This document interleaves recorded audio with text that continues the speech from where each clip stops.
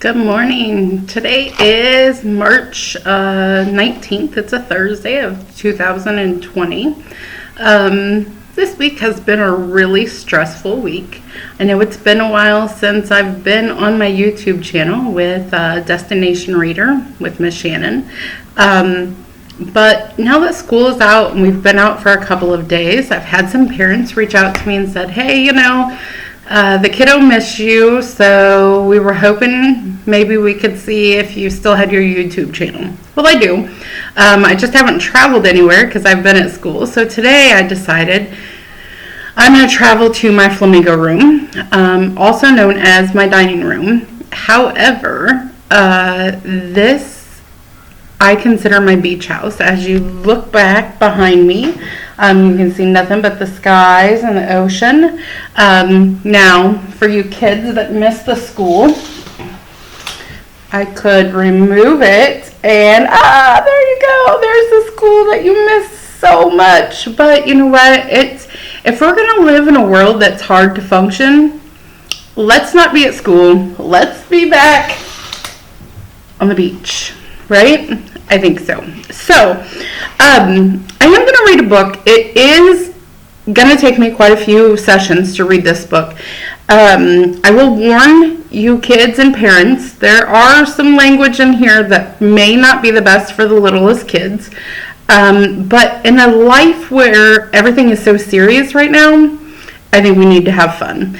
And it would be anything but Miss Shannon fashion to have fun. So, introducing our newest book read for Destination Reader with Miss Shannon during our crazy life outing. Everybody's now becoming homeschool parents. Not so easy being at home with mom and dad all the time, is it? Hey, mom and dad, not so easy being home with kids all the time, is it? Anyways, soon we'll be able to leave this back to the professionals. Unfortunately, somewhere in the world they call me a professional, but your kids love it because I make them laugh and smile every day. So, Sir Farts-a-Lot Hunts the Booger by Kevin Bogler and illustrated Bogler, maybe. Illustrated by Stephen Gilpin. As I go into, I'm always a half a shake to the right or to the left. That's kind of what makes me quirky, isn't it, kids? As you guys know, the kids know at least, Miss Shannon, dyslexic. Also, I have been in resource or special education ever since I was in first or second grade. I personally say try to sound out somebody's name. If you can't get it, it's not going to change the story much. So, just to let you guys know, I do use this pointer finger when I read. If not, you will hear me reread things over and over again, which is possible anyways.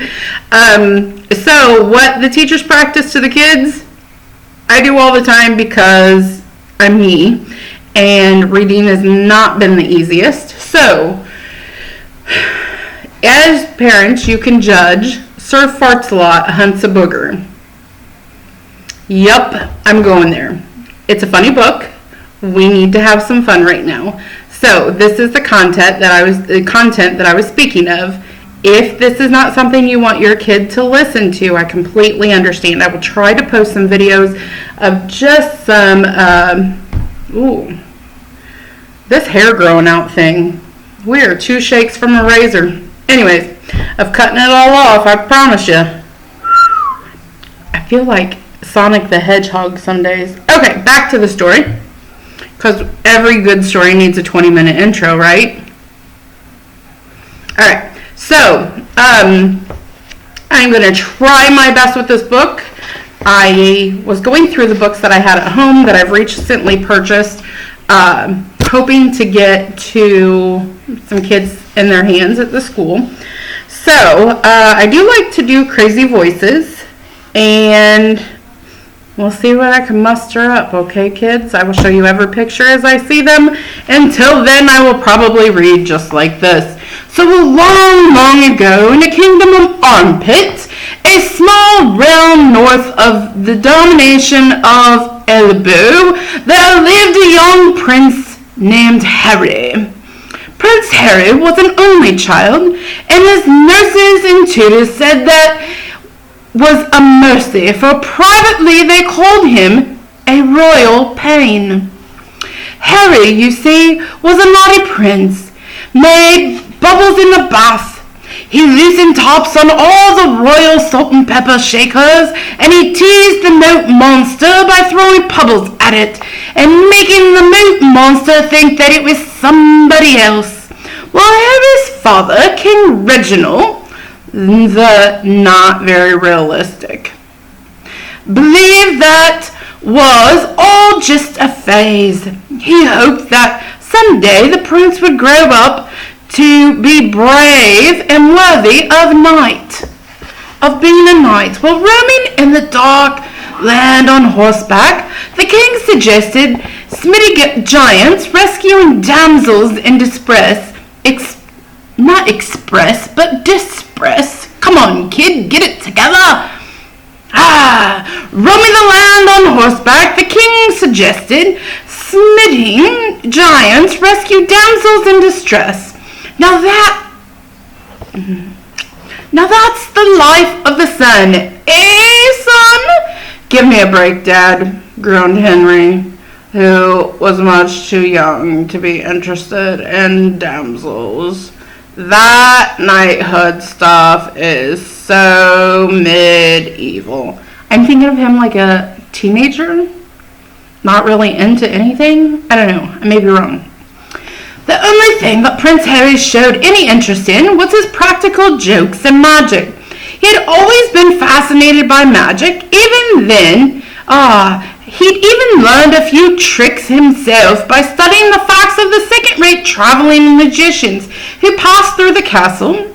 Not real magic, of course, which only witches and wizards knew. Just sleight-of-hand stuff, like pulling rabbits out of hats and sawing people in half, which took a bit of practice. A little ventriloquism. But King Reginald was not the sort of king you'd give up easy. He got Harry a position as squire to the castle knight named Sir Bedwether. A knight squire is a kind of helper or flunky, like a caddy in golf. Unfortunately, Harry was not very helpful. At tournaments, he would loosen the bolts on Sir Bedwether's armor on his iron legs so they'd fall down during sword fights, or he'd put a bit of grease on Sir Bedwether's saddle, or file down his jousting lance so it was just a foot shorter than his opponent's. Well, finally, Sir Bedwether could stand it no more and went to the king to complain. He stormed into the king's throne room, barging past the royal attendants, who said the king was busy with affairs of state and not to be disturbed. But when the King Reginald heard what Harry had been up to, he put down his royal crossword and summons the prince for an explanation. "Well, young man," the king demanded, "what have you got to say for yourself?" "Oops," shrugged Harry. "That does it," stained Sir Bedwether. "He has disgraced the proud name of Bedwether for the last time. I quit." "Please, Sir Bedwether," the king begged, "give the boy another chance." This is him. This is him filing off his jousting stick. King Reginald was desperate. There was only so many knights in the castle, and most of them had already tried being Harry's tutor and resigned under similar circumstances. But just then they were interrupted by a loud horn blast. The royal carrier bounded into the courtyard, blowing a long and trumpet for all it was worth. Hark! Hark! The royal carrier shouted. He blew into his trumpet again. Hark! People. We're hawking, said the king. What news have you? Well, a famous knight has come to the castle, they say. He's the bravest and most famous knight of all. Armpit. Hold on. Those hearts got me a little parched. All right, so let's go back so I can make sure you guys understand this correctly. The famous knight has come to the castle. They say he's the bravest, the most famous knight of all Armpit.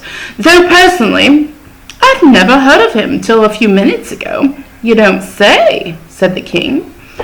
Already there was a gleam of an idea in his eye. Tell us, who was this worthy knight? Well, they call him the royal carrier, said, then paused to a long... Nope, none of that's right. Rewind. All right. You don't say, said the king. Already there was a gleam of idea in his eye. Tell us who is the worthy knight. Well, they call him, the royal carrier said, then paused to draw out the suspense. The king was on the edge of his royal seat. You could have knocked him over with a ton of bricks. The royal carrier went on. The king frowned. Well, he growled, out with it. What's the king's name? They call him Sir Farts-a-Lot. Well, King Reginald ordered a feast in Sir Farts-a-Lot's honor, and when the word got around, all the castle's usual work was packed in for the day. The cobbler and the copper left the cobbling and the coppering, and the blacksmith laid aside the umbrella he was forging, and everyone went home to get ready for the night's banquet. Well, no one was more excited than the king himself. He loved dinner parties. He spent the afternoon ordering the silverware, polished and repolished, rehearsed the royal musicians, and threatened to throw the cooks in the dungeon if the soup was too salty or if it was not salty enough. Tough judge of character, huh? The dungeon? The king, of course, had his reasons for making such a big deal of the occasion. He had an idea that meeting a famous knight like Sir Farts-a-Lot instead of the usual castle fuddy-duddies might make Harry want to become a knight himself. But nobody had actually laid eyes on the famous knight, mind you. Sir Farts-a-Lot had retired directly on his guest chamber and spent the afternoon resting. But the place buzzed with rumors of his naughty deeds. 'Tis said, this is the slough of the tendest ball of the side seat beside you, and the terrier of travellers. They say he called his sword Luce. A dragon swallowed it once in a battle, and Sir Farts-a-Lot choked the dragon with his bare hands until the beast coughed it up. Oh, that's nothing. I heard once he beat 12 trolls single-handedly in a fight. Oh, I heard that too. Only it was a dozen trolls. For you kids that are doing math at home, 12 trolls, 12 trolls, same thing. You behave tonight, young man, the king warned Harry, that evening at the royal table, while inspecting the silver chalices for sport. No pranks, no cutting your food into little pieces, no springing it with your fork either. Eat properly with your fingers. I might be able to fit in at this castle. Harry rolled his eyes. Table manners may have changed since long ago times, but pants never will. Sitting next to Harry, Sir Bedwether was boring everyone with claims of battling dragons himself in his younger days. Rescue the peasant one time, Sir Bedwether bragged. Dragon had a poor chap cornered down in the well, and I still have the scars where he bit me. The peasant? Asked Lady Dimplewit.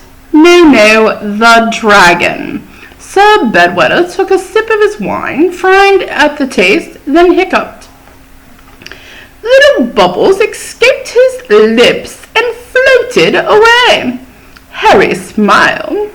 His powdered soap experiment was successful. Suddenly, a loud wail from the royal carrier's trumpet started the king into fumbling a challenge down his robe front. Harky hark, everyone, the royal carrier hollered, then blew his trumpet again. Please rise for our guest of honor, Sir Farts-a-Lot. A hush fell over the banquet hall. All eyes turned to see the great king's entrance. Well, it was a shock. Even the royal musicians slowed to a stop in surprise, then had to start up again in double time to get the tune back on schedule. The mighty Sir Farts-a-Lot was an old man. He was slender of build, white hair, and hard of hearing. He had come to dinner in full armor, carrying his helmet under his arm.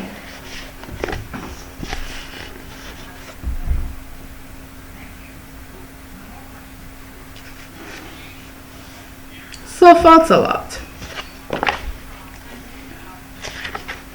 The royal maitre d' led him to his place at the king's table. The king himself held Sir Farts-a-Lot's chair out for him. The old knight seemed embarrassed by all the fuss. Well, we are honored, good Sir Farts-a-Lot, the king said. What brings you to our humble realm? Are you on a quest? No, your majesty, Sir Farts-a-Lot replied. I am on a quest. There was a polite silence. The king coughed and trod again. Well, tell us, what is the nature of your quest? Yes, thank you. I could use a bit of a rest, replied Sir Farts-a-Lot, for I have a journey long, over wind-blasted mountains and hurling streams, through the dark woods and murky swamps, in and out of moldy caves, back over the same blasted mountain again. Ooh, got lost, eh? Sir Bedwether smirked. Under his breath, Harry heard him and slipped half a shaker of pepper into his soup to improve his manners. You see, your majesty, Sir Farts-a-Lot continued, I am on a trail of a mysterious omen, a sign that some great evil is lost in the land. For many moons now I have followed this omen, getting sometimes nearer, sometimes further, but never quite catching it.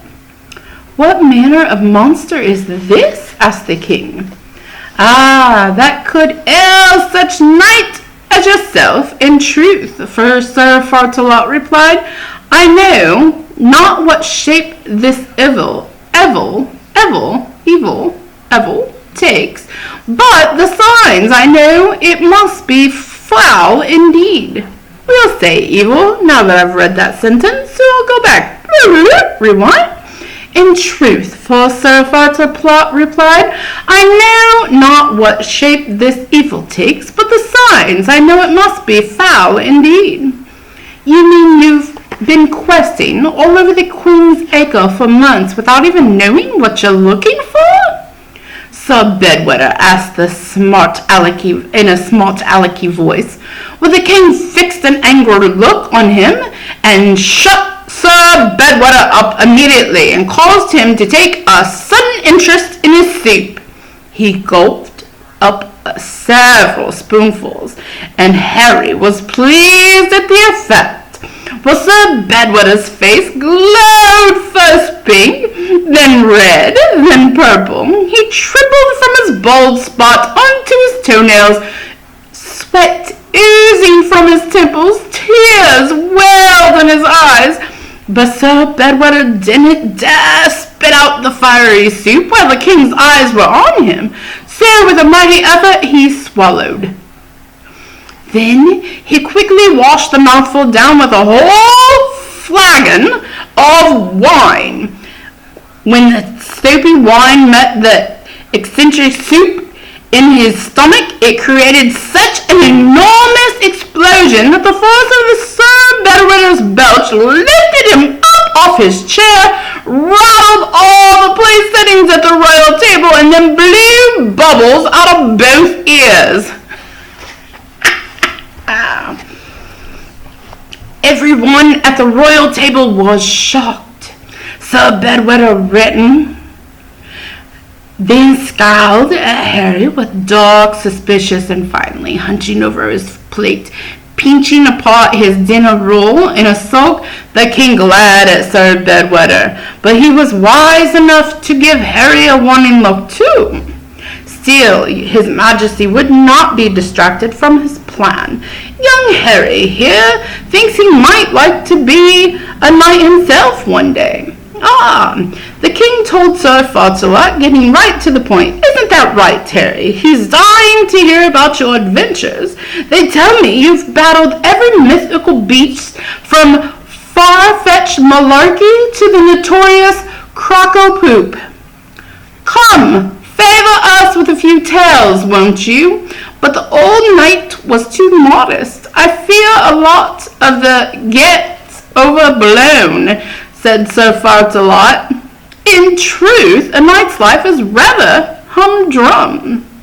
No matter how much the king prodded, Sir Fauntleroy would not be persuaded to talk about his heroic exploits. When the dinner arrived, 100 scrumptious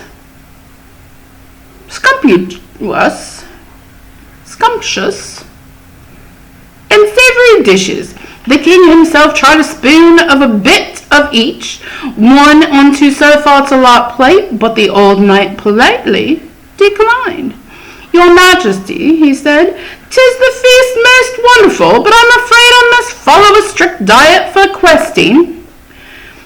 Yes, we men of the sword must maintain our steely trim, Sir Bedwether agreed, buttering his 5th croissant.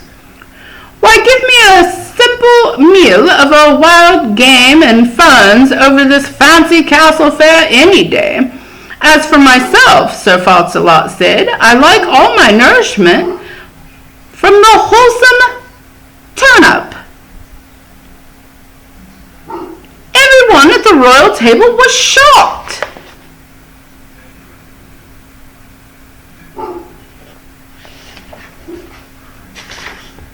Turnips? What? For every meal? Doesn't that get terribly boring?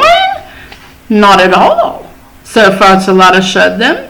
One may enjoy a turnip boiled, broiled, baked, barbecued, buttered, battered, breaded, blanched, blackened, basted, braised, and of course there's turnip soup, turnip stew.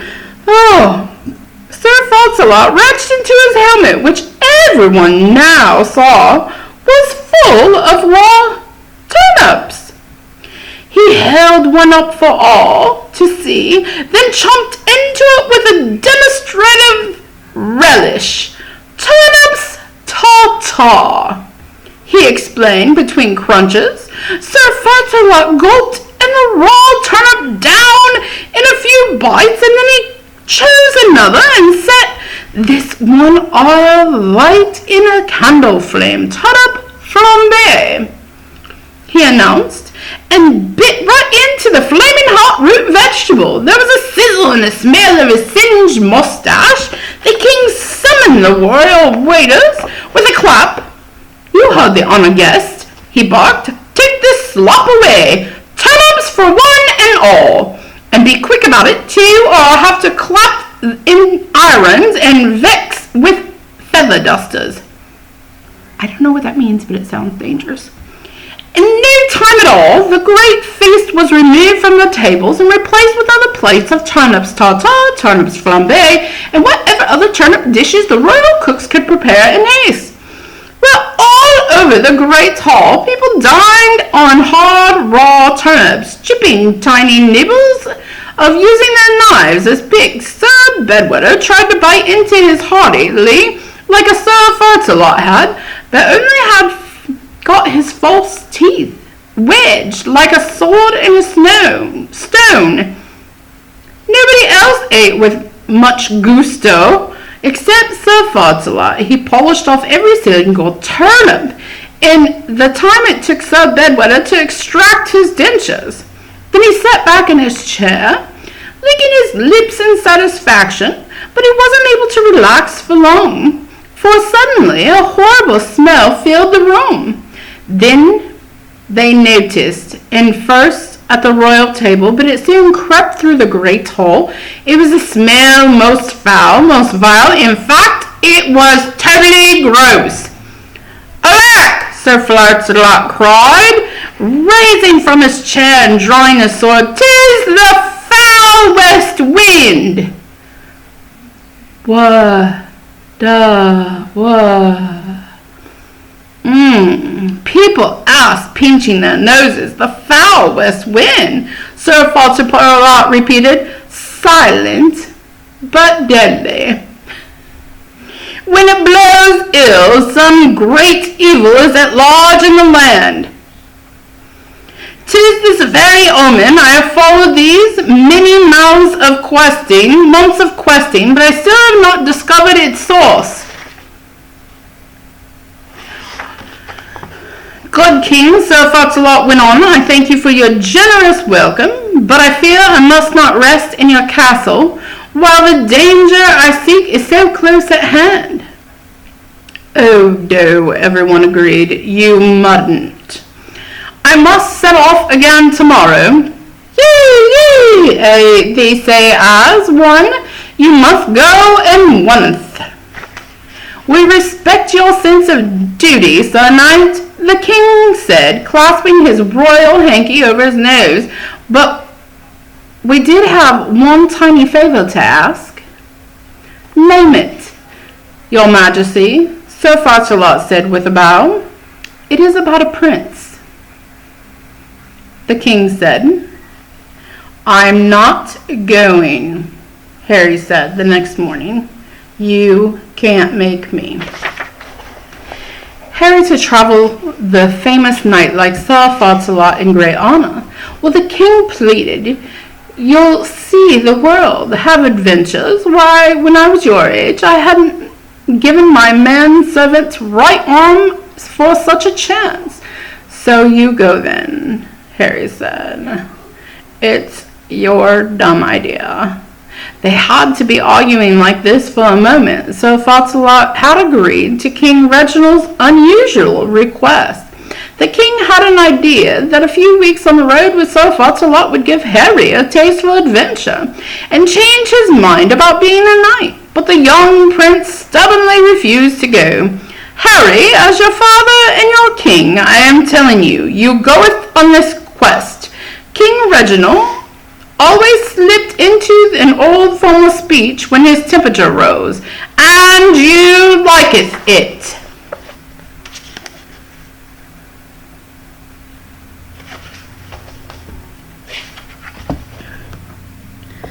"There you go again," Harry said. "Just because you're king, you think you can order everyone around. Man, I can't wait for the revolution." They were out on the great lawn, just outside the castle walls. Sir Fart-a-lot had not appeared yet from his chamber, but the stable hands were busy readying their horses. Harry's horse was spirited mounted named Wildfire, who already that morning had bitten the royal veterinarian, kicked over a statue of Harry's grandfather, King Reginald the Insecure, and treated the stable hand. Sir Fart-a-lot owns horse Felty, a dumpy old grey, hardly bigger than a pony, was saddled, harnessed, and busy making a salad bar of the royal red rose beds. A crowd of the castle folk and the pheasants had come out to see the prince and the famous king off. Not, it must be said, but with much regret. Somewhere in the crowd a small boy had run away from his mum. He was darting around people's legs and showing off his mouthful of chewed-up gruel strangers. His mother, a poor peasant woman, was at her wit's end with chasing him. When a helpful monk tried to gather up the child, the boy just pulled the holy man's beard and ran away laughing. "You cheeky devil!" the mother scowled. "Just wait till we get back to the hovel and your father hears about this. Now come back here this minute so I can change your bottom, poopy pants," the boy announced. "Hush," his mother hissed. "If the king hears you, he'll die." "Poopy pantsies," the boy repeated proudly. He ran out from the crowd towards the drawbridge that spanned the castle moat, squealing, "Poopy, poopy, poopy, poopy." "Come away from there," his mother shouted. "You'll fall in and catch your death." But the boy scrambled out of the drawbridge anyways. He danced all over it, wiggling his bottom at his mum. Then he spied a heavy chain that raised and lowered the bridge and decided to climb it. That was when the crowd saw the boy and gasped, not because the teller had managed to scramble halfway up the chain, not because he was dangling over the castle's moat. No! What made the crowd's breath catch was that they saw, rising out of the murky waters below, the moat monster. The fearsome creature of the deep had surfaced right beneath the boy. His mother nearly fainted from fright, but the boy only giggled. Then suddenly he trembled from the chain.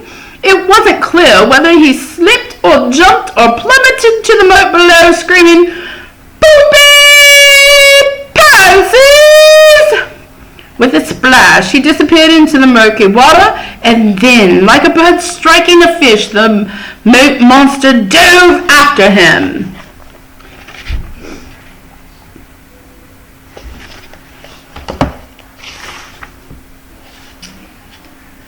Okay. That little kid and his poopy pansy, I don't know. We're going to stop for today. That is, per my clock, a little over 30 minutes, but I like to chat a lot. It is very easy to get your 20, 30 minutes of reading in, especially at times like this. Find a book that's funny, not something very serious. The world is too serious right now. We need Sir Farts-a-Lot and his hunting boogers. And remember, we are in the flamingo room, staring at the beach, or for those kids that miss the school, at the school. This is Miss Shannon with Destination Reader, being your school librarian and a half-witted funny creature. We shall continue tomorrow, kids. Have a great day. Hey, everything's going to be all right.